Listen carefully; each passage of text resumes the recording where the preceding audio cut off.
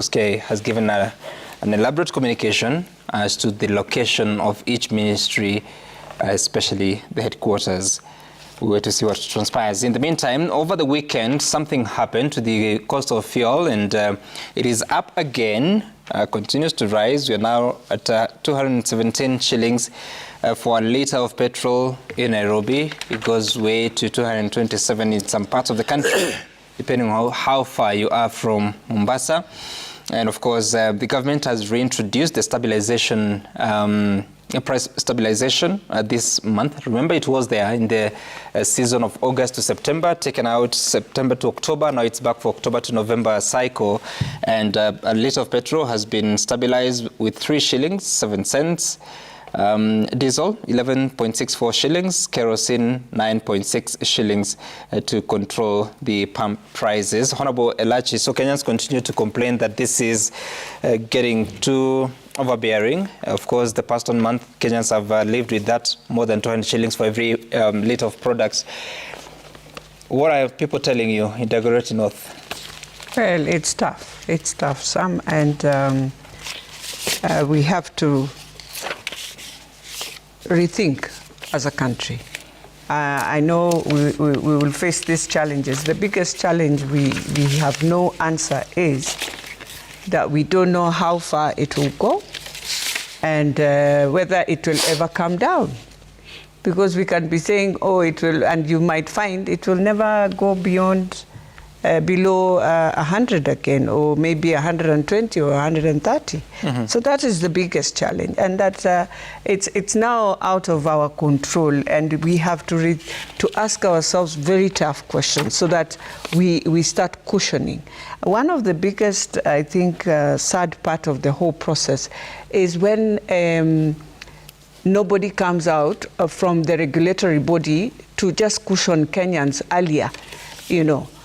You just wake up and you're from this amount and 17 shillings are on top, and then you wonder, so what happens next? Yes, unga was coming down, but in between you'll find it going up again. Mm-hmm. Or while we are trying to think agriculture can bring the state of how we are living today down in terms of now having the harvest that we are talking about and all that. But in another hand, this fuel is telling us there's nothing that is going to be cheap. And so we have to rethink and sit down and ask ourselves, what is the challenges that we are facing with the Middle East? Mm-hmm. When the government came in, it told us they will negotiate. What happened to that deal? If it is not working, is there a place we can relook at this deal? Is it a must? We only do this fuel of, can we do fuel with Ghana because they also have fuel? Can we think of other countries that we can work with? Than having now, it's like we are tied into a situation, and very soon we shall be told even the war of Israel and Palestine can cause this, which it can, because this is Middle East looking at us, having a stand in supporting Israel. What next? So it is something that we have to look so much through and ask ourselves, as a country, Kenya, who are our neighbors, and how is Uganda surviving, and how is Tanzania surviving? But I know it's also going very high. It's not that. That's why I've said it's not something we need to be bashing. It is something we should be asking ourselves as a country. How do we cushion our people? How do we assist Kenyans who have been surviving, most of them? And I could see in the morning those of borders, even the ones of Kisiagio, where we take our maize, even, you know, all those, the ginaries that are there, how are they going to survive? Mm-hmm. And the little we have, and the salary that a Kenyan is planning every day with, and every day it changes. And now we don't have even control of saying, I can receive this amount, be able to plan, because I might plan, and in mid-month, right, everything again changes. And even schools, I don't know how they're going to survive in terms of even just taking care of students now, because they are also facing the same challenge. So it's not just, it's cutting across, and it's really affecting everything, starting from that dollar.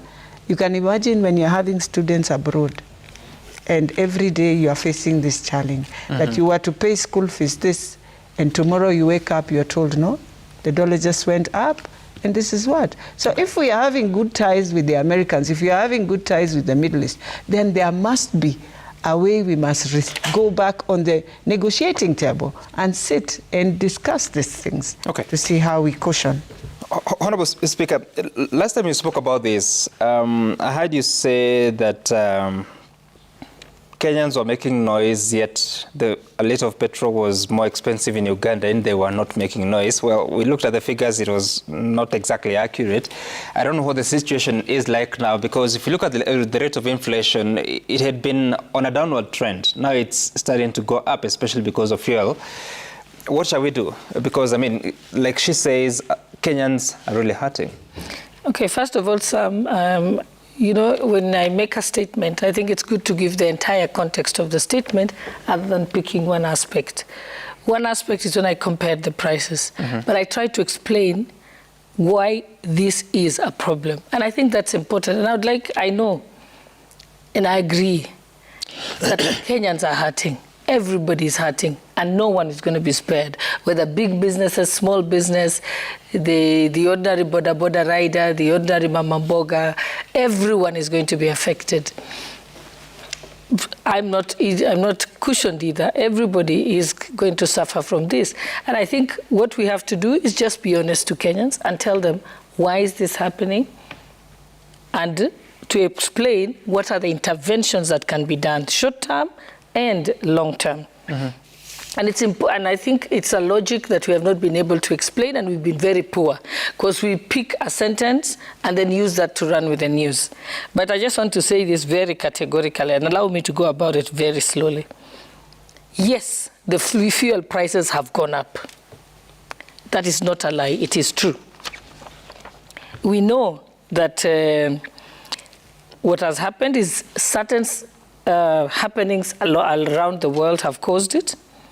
One that has always been a constant is that OPEC, the oil producing and exporting countries, control the oil market.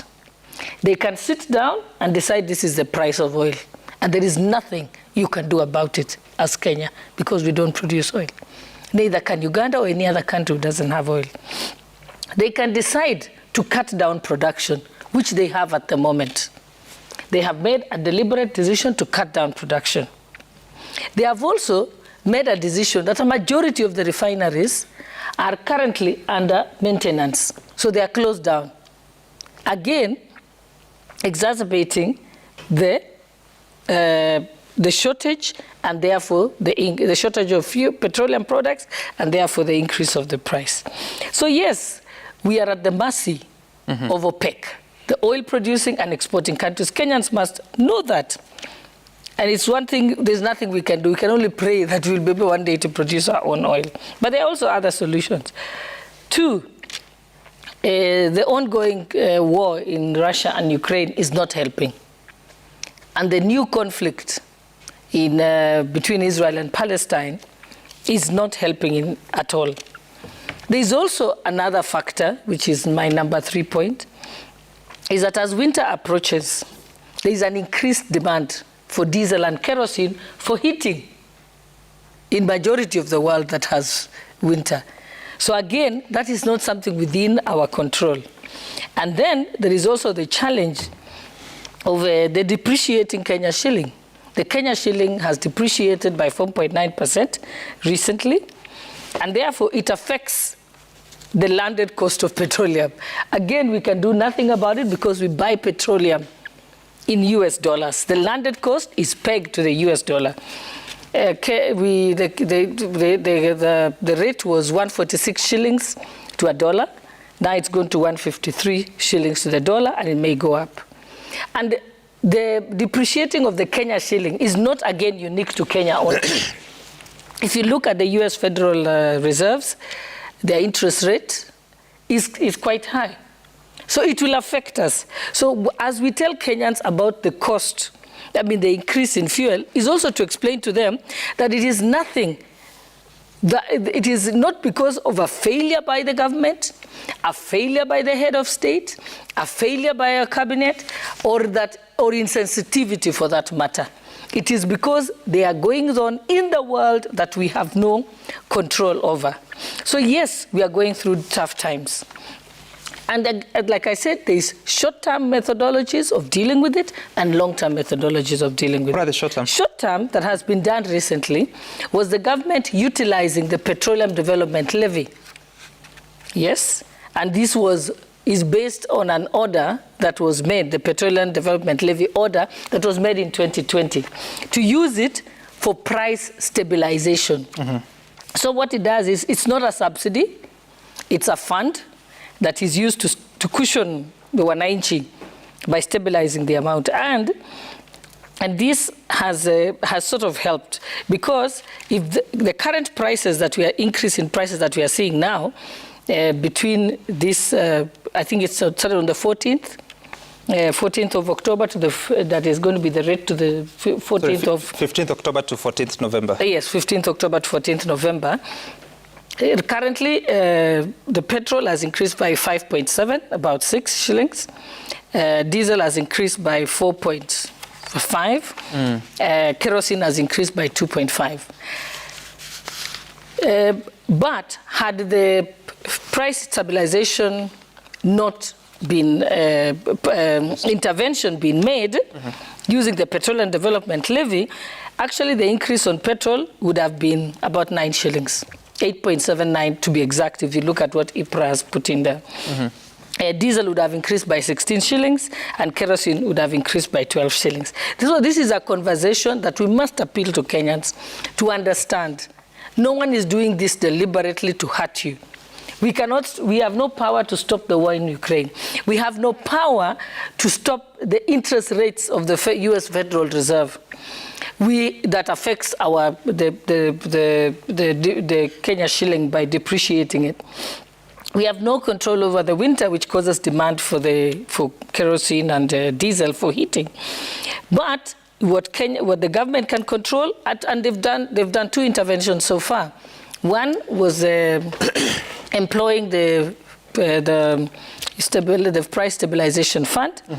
And secondly, when the government-to-government deal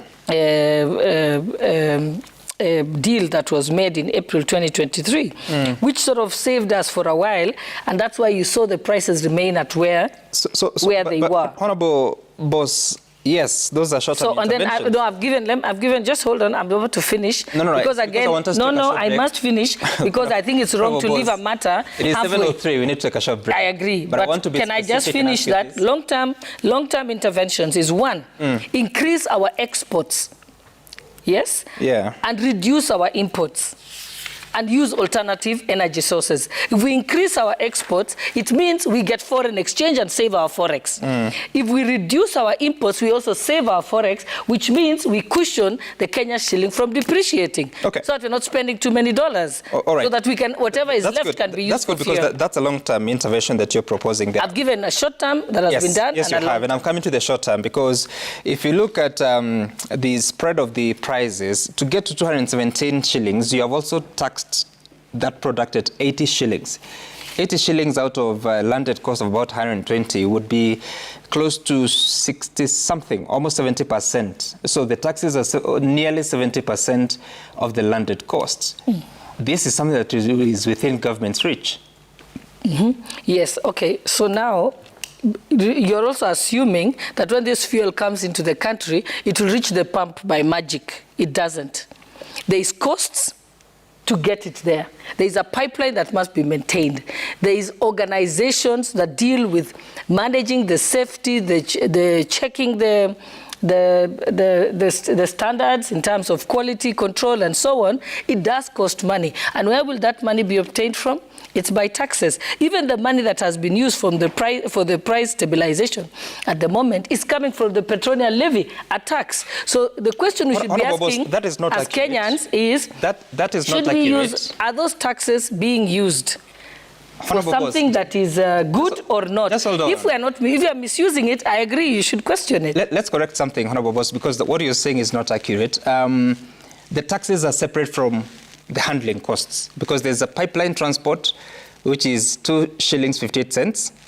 There's road transport for bridging Mombasa to Nairobi, currently at 0 shillings. Pipeline losses, 0.06 shillings, cents. Depot losses catered for, delivery within 40 kilometers of Nairobi catered for, storage and distribution catered for at 4 shillings 5 cents. The importer's margin, the dealer's margin, the oil marketing company's margin also catered for. But the taxes, which is excise duty, road maintenance levy, petroleum development levy, petroleum regulatory levy, railway development levy, anti-adulteration levy, merchant shipping levy, import declaration fee, VAT, which is value-added tax, all those account for 80 shillings 37 cents a litre of petrol. That is within the government's reach. Okay, the question I would be asking you, maybe it's better for me to ask you the question, is all these amounts of duties that you've put in, do you use a road to get to work? The answer is yes. Do you ever use, is the railway used by Kenyans every day to transport goods back and forth from Mombasa to Nairobi and to the other places that the railway gets to? The answer is yes. So where did you want the money to do those things to come from? And also, I would like to hear, I've told you the long-term and the short-term interventions. Give me some interventions. Maybe you can help the country and help cabinet come up with good ideas. Because it's very easy to say, this should not happen, that should not happen. Yes. Because how would you have come to work today? And in any case, you're using electricity here. When we don't have enough hydro and not enough geothermal, etc., we use diesel to run our turbines. And the consumer pays for it. And the consumer pays for it, yes. Through various taxes and so on. Let's take a short break. And you assume that, like, for example, people are saying, oh, the cost of, let me give the example of electricity. Some people complain that the cost of electricity has gone high. And the issue we say is that, again, we're not telling people that to have that electricity has a cost. There is a, what are they called, Ketakro, the transportation of the power. Yeah, they have to be repaired and they have to be maintained. Because if you don't, we'll go the South African way, where they gave free electricity. We're not charging any taxes on maintenance. Today, they do not have electricity for 8 hours. Why? They left, and this is a country that had nuclear power and was giving to the whole of Mozambique, the whole of Zambia, the whole of Zimbabwe, the whole of Namibia, Botswana, and so on. Today, they don't have electricity themselves. All right. Why? Because they were careless enough to tell their public, it's okay, don't pay. And then today, so at some point we have to tell ourselves, it's better to have expensive electricity, but it's available. Okay, all right. We're taking a short break here. We continue this conversation after the short break. I don't know what your thoughts are about the prices of fuel. Of course, painful at the pump, but then again, what are the solutions that you'd propose? Honorable Boss is asking for that. Help me with those answers. We're back in a moment.